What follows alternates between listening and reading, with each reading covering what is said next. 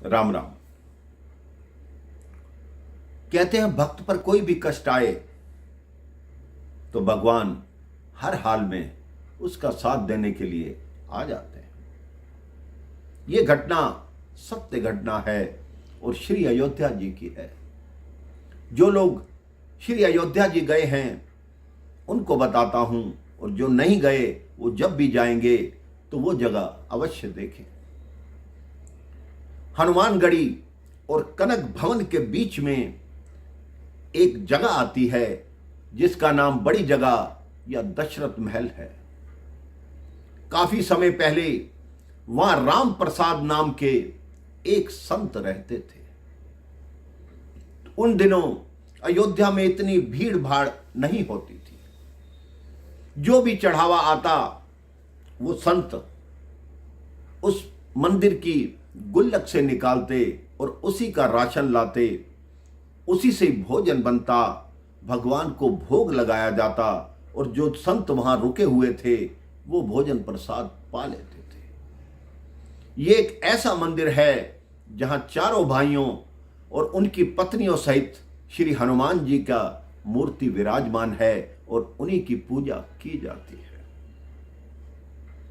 एक दिन की बात कि राम प्रसाद जी ने देखा आज तो मंदिर में कोई आया ही नहीं, चढ़ावा भी नहीं आया, तो क्या किया जाए। राम प्रसाद जी ने अपने एक शिष्य को पलटू बनिया की दुकान पर भेजा कि जाओ पलटू से कह दो कि आज चढ़ावा नहीं आया तो आज का राशन, आज का भोजन की व्यवस्था के लिए उधार दे दे। वो शिष्य पलटू बनिए के पास पहुंचा। पलटू बनिए ने कहा कि राम प्रसाद जी की और मेरी जो भी बात है वो उधार की नहीं है, रोज वो नगद देते हैं, मैं तभी राशन देता हूं। जब राशन नहीं मिला तो राम प्रसाद जी ने बहुत कोशिश की लेकिन कोई व्यवस्था नहीं हुई। तब राम प्रसाद जी ने भगवान को सिर्फ जल का भोग लगवाया और स्वयं भी वही जल पीकर सो गए। यही क्रम अगले दिन भी चला। भगवान को जल का भोग लगाया और स्वयं भी जल पीकर सो गए।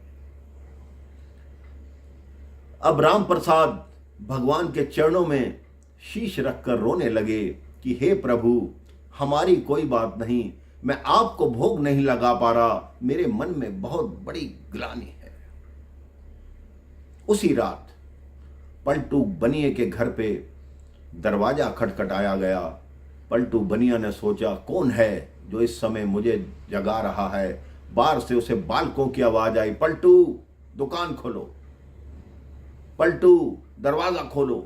उसने कहा ये बच्चे हैं जो मुझे तंग करने आए हैं, अभी देखता हूं ये कौन है।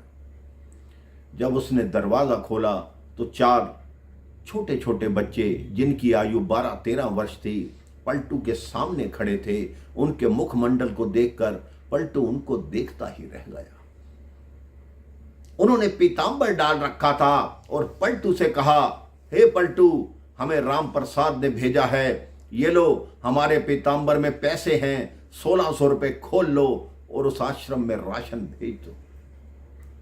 पलटू ने जब पीतांबर का छोर खोला उसमें 1600 चांदी के सिक्के थे। पलटू ने कहा अगर मैं अपनी पूरी दुकान भी भेज दूं तब भी 1600 रुपए का राशन मेरे पास नहीं है। तो उन बालकों ने कहा तुम ऐसा करना, धीरे धीरे करके उस आश्रम में राशन भेजते रहना, वहां कमी नहीं आनी चाहिए, अगर कमी आएगी तो हम तुम्हें पैसे फिर दे जाएंगे। पलटू हैरान था कि राम प्रसाद ने इतने पैसे कहां छुपा कर रखे थे जो इन बालकों ने लाकर मुझे दे दिए। सुबह जब मंदिर खुला तो राम प्रसाद जी ने देखा कि चारों मूर्तियों के पीतांबर गायब है। अभी चर्चा चल ही रही थी कि वहां पलटू बनिया बैलगाड़ी पे खूब सारा राशन लाद कर आश्रम में आ गया। राम प्रसाद ने कहा क्या हुआ पलटू, इतना राशन कैसे लाए। पलटू चरणों में गिर गया और बोला आपने ऐसा क्यों किया। रात को ही 4 बालक आए, उन्होंने कहा हमारे पीतांबर की छोर खोलो, इसमें से 1600 रुपए ले लो, और वो पीतांबर भी वहीं छोड़कर चले गए। ये देखो। जब राम प्रसाद ने वो पीतांबर देखे तो राम प्रसाद की आंखों से झरझर आंसू बहने लगे कि मैंने सारी उम्र लगा दी लेकिन मुझे दर्शन नहीं हुए। हे पलटू, तुम धन्य हो कि भगवान श्री राम, श्री लक्ष्मण, श्री भरत, श्री शत्रुघ्न तुम्हारे सामने आए और हमारे आश्रम के लिए उन्होंने तुमसे राशन मांगा, तुमको पैसे दिए। अब बारी पलटू की थी। पलटू राम प्रसाद जी के चरणों में गिर पड़ा कि ये क्या कह रहे हैं, मेरा मन तो इस दुनिया से हट गया। आज के बाद मैं भी अपने सारे काम काज छोड़कर आपका शिष्य बनूंगा।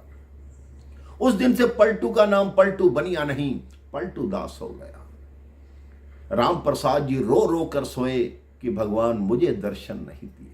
उसी रात्रि चारों भाइयों ने पत्नी सहित राम प्रसाद जी को दर्शन दिए। मां सीता ने उनके मस्तक पर बिंदी लगाई। आज भी उसी आश्रम की यही परंपरा है कि जो भक्त वहां जाते हैं उसके मस्तक पर बिंदी लगाई जाती है। तो राम जी की अनेक लीलाएं हैं। आप मन में विश्वास रखिए, भगवान आपकी हर मनोकामना को पूर्ण करेंगे। राम राम, जय श्री राम।